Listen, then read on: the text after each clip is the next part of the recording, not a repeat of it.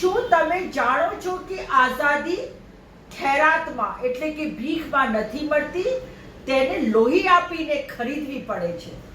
શું તમે જાણો છો કે આપણા દેશના આઝાદીના લડવૈયાઓએ પોતાના લોહીનું એક છેલ્લું ટીપું વહાવી દીધું જેથી કરીને આ દેશની માટી ગુલામ ન રહી જાય? શું તમે જાણો છો કે એક મહાન લેખકે કહ્યું કે જ્યારે વતનના પાયાઓ ડગમગી રહ્યા હોય ને ત્યારે મૌન રહેવું પણ એક અપરાધ છે. તો સાથીઓ, આજે વાત કરવી છે ભારત દેશની આઝાદીની. તો ચાલો જઈએ ડર્યા વગર, ઝૂક્યા વગર અને ગભરાયા વગર જાણવા જોગમાં. નમસ્કાર, હું રત્નાબેન વોરા, અમદાવાદ, ગુજરાતથી.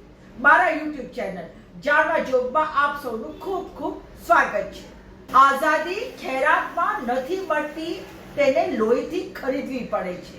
1947માં આપણા પૂર્વજોએ પોતાની રગોમાં વહેતું લોહીનું છેલ્લું ટીપું પણ વહાવી દીધું જેથી કરીને આ માટીની તાસીર આઝાદ રહી શકે.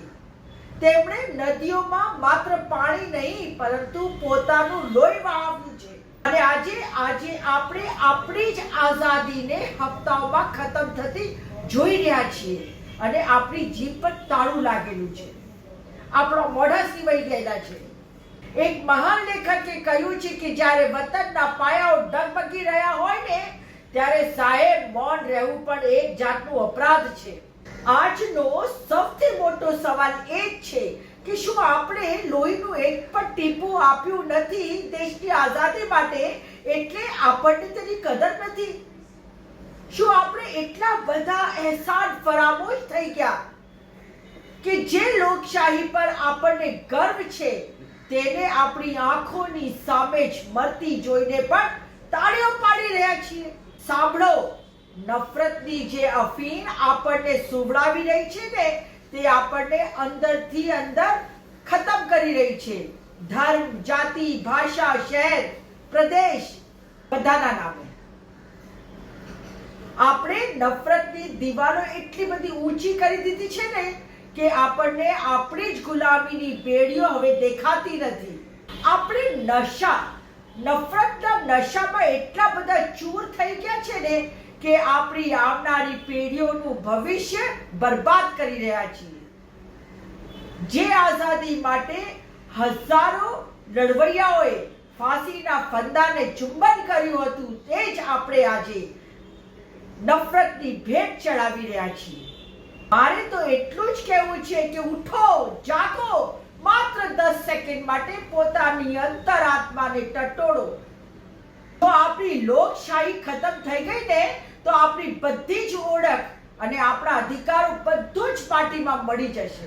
અને એ લોહી શેના કામનું કે જેનામાં ઉકળાટ ના હોય, અને એ લોહી શેના કામનું કે જે દેશના કામ ના આવી શકે? વિચારો, નફરતના બદલામાં તમે શું લૂંટાવી રહ્યા છો? દેશની આઝાદી, સ્વતંત્રતા, લોકતંત્ર અને તમારું અને તમારા બાળકોનું ભવિષ્ય. હવે ફેસલો તમારો છે અને તમારે જ લેવો છે. જય હિન્દ.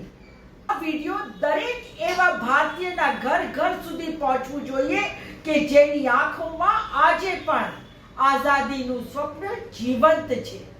મારી આજની આ વાત અહીંયા પૂરી કરું છું.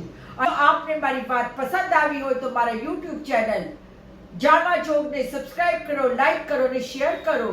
ક્રાંતિની મશાલ બુઝવવાની નથી, તે સતત પ્રજ્વલિત રહેવી જોઈએ.